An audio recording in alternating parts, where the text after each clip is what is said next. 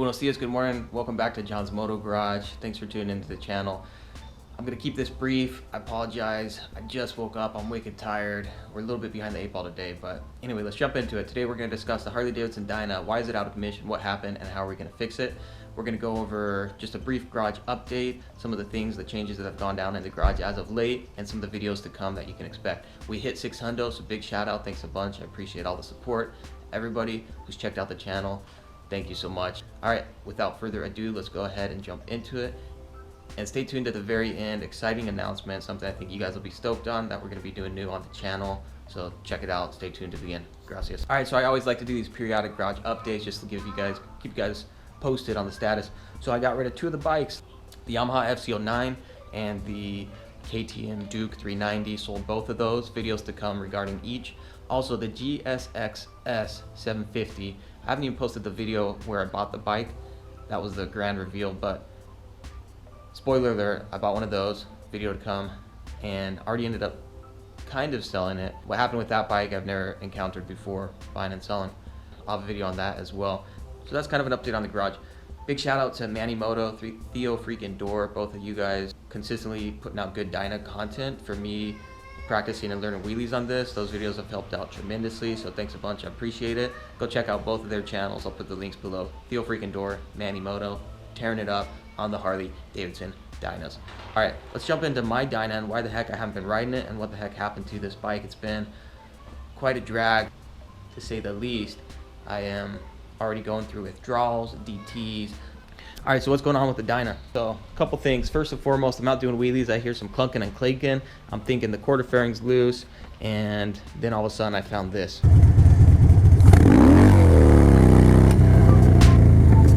Holy smokes. Nope. That wasn't what I thought it was.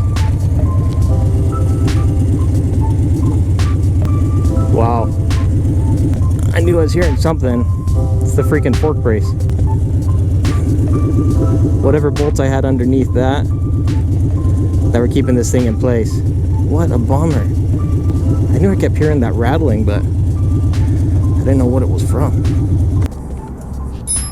Let's see if this is the right one. Bam! We are in luck. We'll try a couple more wheelies and then call it a day. Oh, there's the fork brace. That's crazy. Goes right here.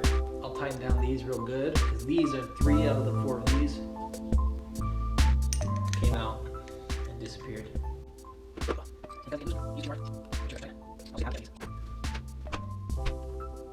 Basically what happened is that fork brace, 3 of the 4 bolts came loose and this thing was rattling around. Easy fix, we took care of it. Next big issue that I was having, and this was like the biggest issue. Check it out. What is this? Oh my gosh, dude, my bike is falling apart left and right. This has fallen off before and I was getting pretty good at checking it because it rattles loose, but this dang bolt keeping the seat in place kept rattling loose. I kept losing it. Fortunately, we were able to track it down each time. Give me a run for its money, but no big deal. So I got the bike all cleaned up. I did an oil change, and while doing the oil change, I noticed something interesting.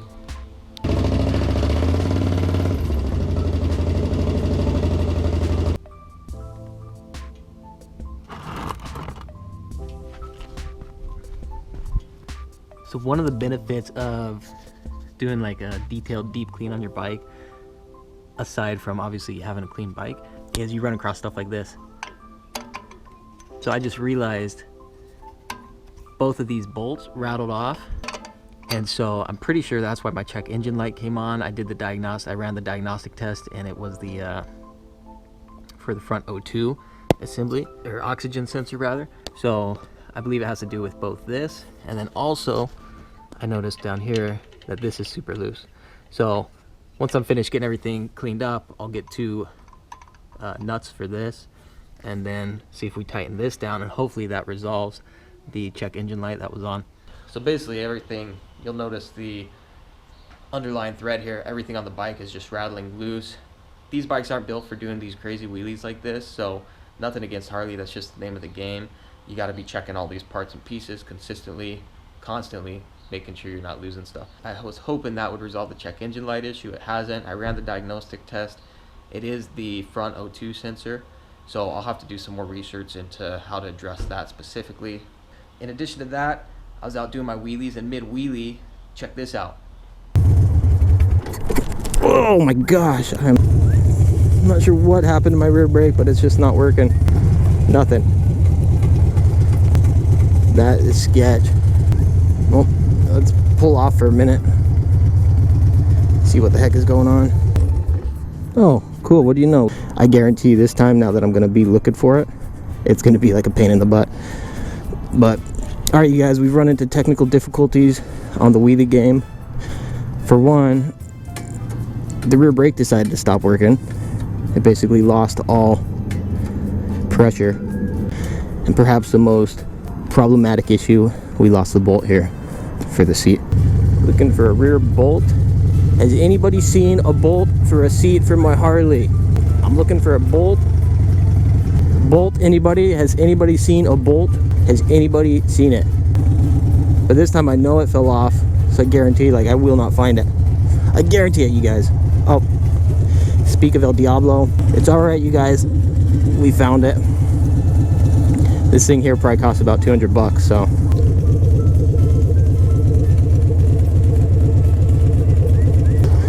Bummer, you guys. I was having a good sesh before we even got started.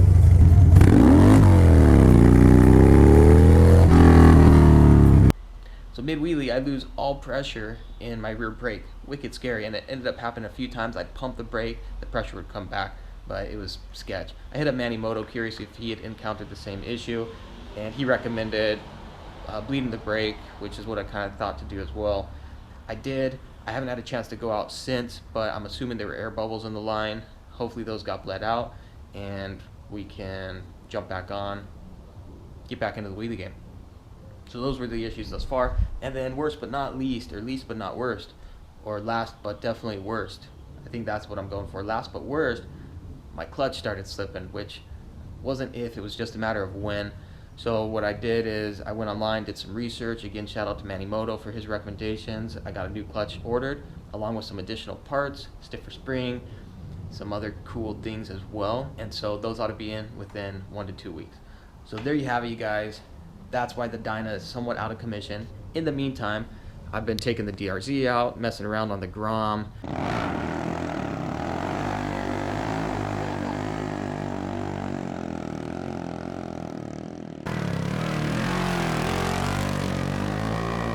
Really trying to dial in my fundamental wheelie skills. On the DRZ, I'm trying to learn how to actually scrape without looping it.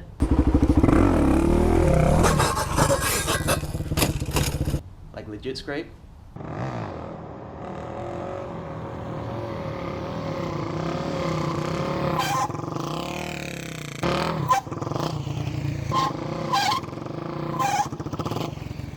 Unsuccessful thus far, but we'll keep at it. Stay busy while the Dyna is recuperating. And it'll be fun, it should be good. Over here, you may be wondering why the heck is this all torn apart. I had a dude come look at it, and rookie mistake, the battery was dead.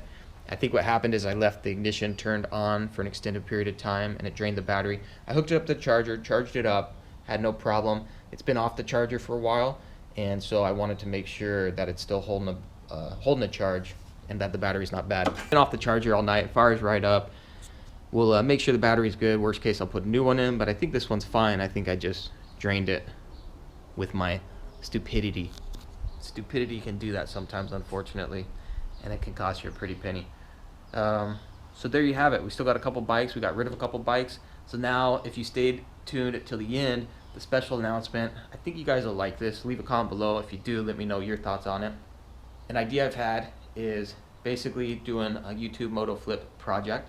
What it would be is we start with a cheap bike for $3,000 or less. It's tax season, people are going to actually have, you know, some money to spend, and that's a price point where I think most people who want a motorcycle can save up to that point and come up with the cash. So we start with a bike that's 3,000 bucks or less, and I basically demonstrate how you can buy a bike, use it, ride it, and then sell it, getting a good deal, and work your way up to where you start with 3,000 bucks and end up with like 10 to 20,000 bucks. I swear it's not a pyramid scheme. It's just showing you how you can hustle and have some fun while you're at it and put your money to work as well. So let me know what you guys think of the idea. I'm going to start with the KTM Duke 390.